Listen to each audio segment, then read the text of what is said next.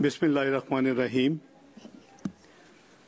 In the name of God, the most merciful, the most beneficent. Excellencies, distinguished participants, co-chair, speakers, ladies and gentlemen, very good morning and Assalamu alaikum. It's a great privilege to be part of this important plenary focused on Pakistan's resilient recovery strategy. I would like to express my gratitude to the Administrator, United Nations Development Programme, Mr. Ashim Steiner, representative from the World Bank Group, all other multilateral institutions for the support to Pakistan during this most critical time. Thanks are also due to our bilateral partners, friendly countries, NGOs, and civil society organizations. You would have seen in the opening session the scale of recent flood disaster which took place in Pakistan. With the suffering of the people in mind, I would briefly state the narrative of disaster to highlight the plight of the people back home. Ladies and gentlemen, while Pakistan was facing the challenges caused by global adverse developments like Russian-Ukraine war, energy crisis, rising inflation and hiking poverty, Pakistan faced the catastrophe of unprecedented floods in the recent history. Allow me to reiterate the widespread damages caused by the floods in Pakistan. Last year, the heavy monsoon rains, 6 times of the average of the past 30 years, caused huge flooding and devastation, especially in the provinces of Sindh and Balochistan. The damages were extensive, with 33 million people affected, over 1,700 lives lost, 13,000 injuries, millions of women and children becoming vulnerable. A total of over 13,000 kilometers of roads and 440 bridges were destroyed, while 5 million acres of crop were damaged. Over 2 million houses were either damaged or destroyed, and around 1 million livestock was confirmed to have been dead or missing. Ladies and gentlemen, a significant portion of the country remained submerged in water for months, affecting subsequent crop cycle and closing down schools and hospitals and making large portion of the rural hinterland inaccessible. The standing buildings were used as temporary shelters and to provide necessary services. It is estimated that 22,000 schools were affected, leaving 3.5 million students without access to classrooms. This is leading to a learning crisis in the country, and it will take coordinated efforts and resources to rebuild the education system. Excellencies, ladies and gentlemen, the government of Pakistan placed recovery and rehabilitation of the affected people as its most important priority. Through Benazir Income Support Program, rupees 70 billion were disbursed as emergency measure to the flood affectees, families, and till now, 8.17 million flood victims have been given the cash assistance. As a result, 2.7 million families got straight away cash relief and the other assistance which was immediately required. We are appreciative of the fact that the World Bank promptly announced $1.6 billion assistance for rehabilitation in flood areas and an additional 500 million for building climate resilient Pakistan. You are aware that PDNA estimated economic and physical losses caused by the floods as over $30 billion. According to their calculation, which are jointly conducted by World Bank, UNDP, European Union, and Asian Development Bank, with the assistance of the Planning Ministry of Pakistan, their calculation of the needs for the rehabilitation and reconstruction work is US dollars $16.3 billion.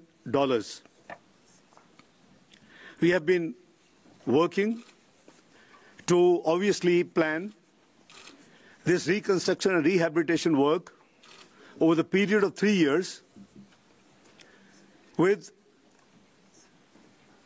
at least half of the requirements to be met by Pakistan own a system and assistance. Our GDP, keeping in view of the size of the GDP, we believe that over the next 3 years period for this phase of reconstruction and rehabilitation, we should be able to contribute $8 billion out of the $16.3 billion to carry out this rehabilitation and the reconstruction work. The support from the friendly countries and the multilateral donors will not only help with flood relief and rehabilitation effort, but will also create fiscal space and external debt sustainability for the country, reinforcing its efforts to implement the ongoing IMF program. The climate change has led to devastating spillover impacts on Pakistan. This is a major exogenous shock representing a global public externality.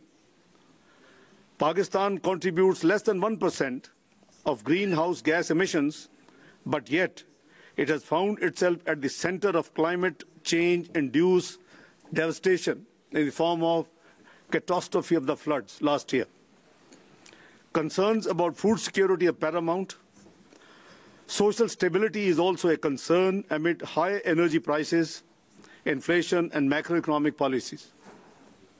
Excellencies, ladies and gentlemen, I want to make it clear that Pakistan remains committed to its international obligations and is on track regarding our macroeconomic fiscal reform agenda, which focuses on increasing our revenues, increasing spending on social sector programs, decreasing expenditure wherever we can moderate, and creating thereby more fiscal space for the reconstruction rehabilitation phase, which we have to undertake in the next 3 years.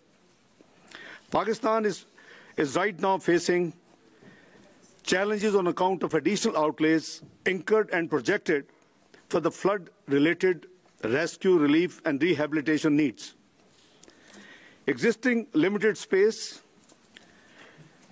negatively impacts Pakistan's ability to provide resilience and determination to all those affected by the natural disaster. While appreciating the resilience and determination of the people of Pakistan, it is obvious that they need help and global cooperation, which we are thankful to all those who have been extending and communicating to us. Pakistan is carrying out the fiscal reforms necessary for long-term recovery and sustainability. However, we believe that we urgently need short-term assistance as we navigate through a number of challenges. We hope that our friends, partners, and supporters, as always, stand with us by providing the required assistance during this most critical phase of Pakistan.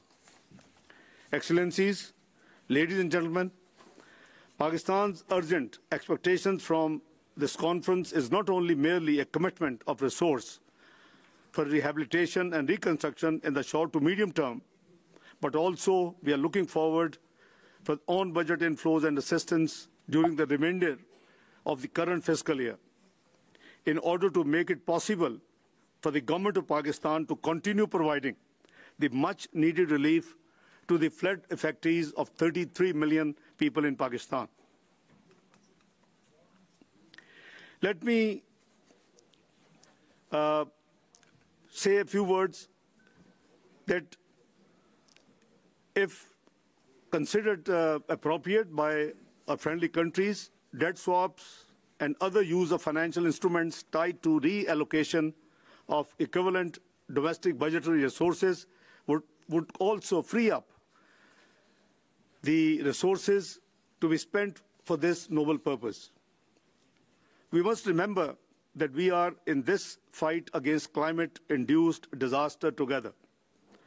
There is only one world, and we must work together to support each other in times of crisis. Pakistan is extremely grateful for the support of the international community as we strive to recover, rehabilitate and rebuild. At the end, I would like to extend our heartfelt gratitude to all those friendly countries, United Nations, World Bank, Asian Development Bank, Asia Infrastructure Investment Bank, Islamic Development Bank, and all other multilateral institutions, NGOs and donors, without whose help we could not have been able to deal with this catastrophe which Pakistan just faced in 2022. I'm extremely grateful to all of you, and thank you for patience listening. God bless you all. Thank you. Very kind.